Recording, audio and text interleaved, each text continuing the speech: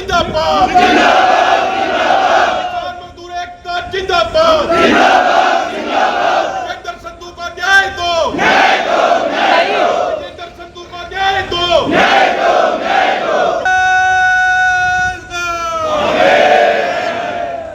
हर जोर जुल्म की टक्कर में संघर्ष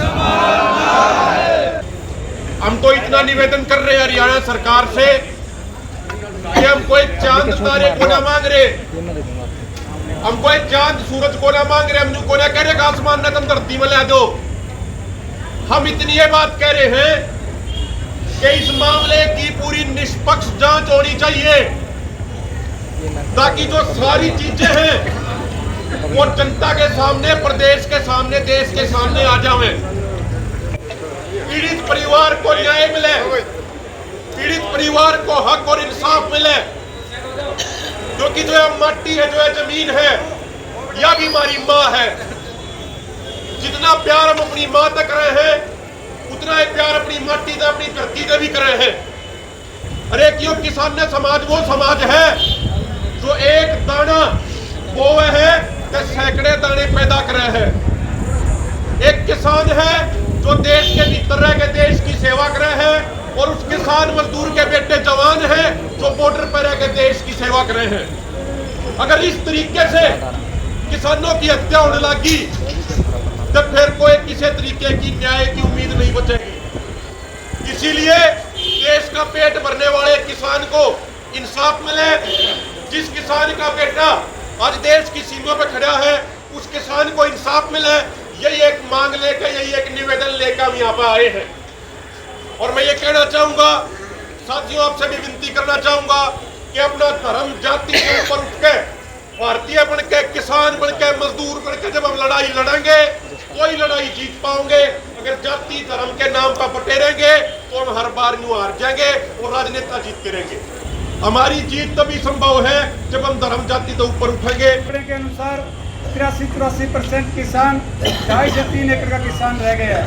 उस जमीन को छीनने के लिए पूंजीपति कारपोरेट लोगों की निगाहें जीत की तरह हमारे किसान की जमीन के ऊपर लगी हुई है। पानीपत के अंदर एक हमारे विजेंद्र संधू नाम के किसान को एक बिल्डरों के बाउंसरों ने जला के मार दिया, और इतना अन्याय मुझे नहीं लगता कि हरियाणा प्रदेश में पहले कभी हुआ था। आज हमें प्रशासन को अवगत करवाने के लिए आए थे कि जिस तरह का व्यवहार पानीपत में किसान के साथ हुआ है ये बिल्कुल बर्बर और जघन्य हत्याकांड है, और ऊपर से प्रशासन का रवैया वो नहीं है जो होना चाहिए। अब तक तो वो खुद बयान दे के मर रहा, मेरे को फला फला आदमी ने जला के मार दिया। अब तक तो वो बाहर घूम रहे। हमारी प्रशासन से साफ साफ कहना था कि इनको जल्दी गिरफ्तार करो, और जो रंदी या घटना क्यों हुई, इसमें कौन कौन दोषी है, तहसीलदार है, डीसी है, को किसने जमीन की गलत तरीके से बिल्डर को कब्जा दिलवाया, ये सारा का सारा मामला जो है इसको जुडिशियल इंक्वायरी के तहत ले आकर के इसकी इंक्वायरी करवाओ।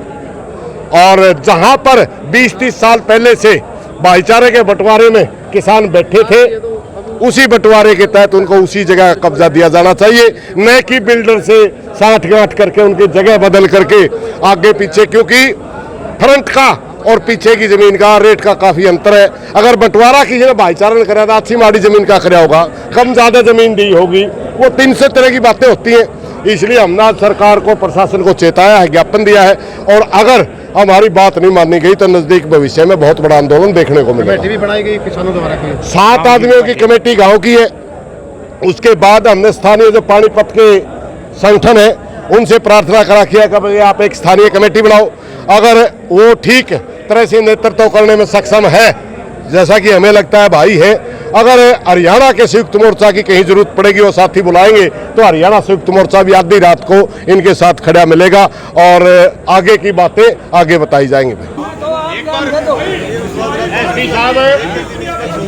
हम आपसे समय करते हैं बोर्ड, आप ये बता दो इतने दिन हो जाएगा, तो ठीक है।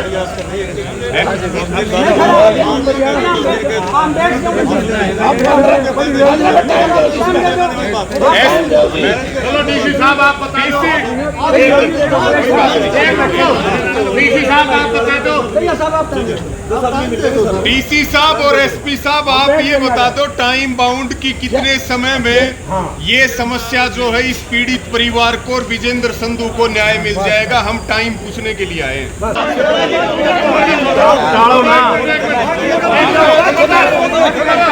आप अगर दबाव में काम रहे तो डीसी साहब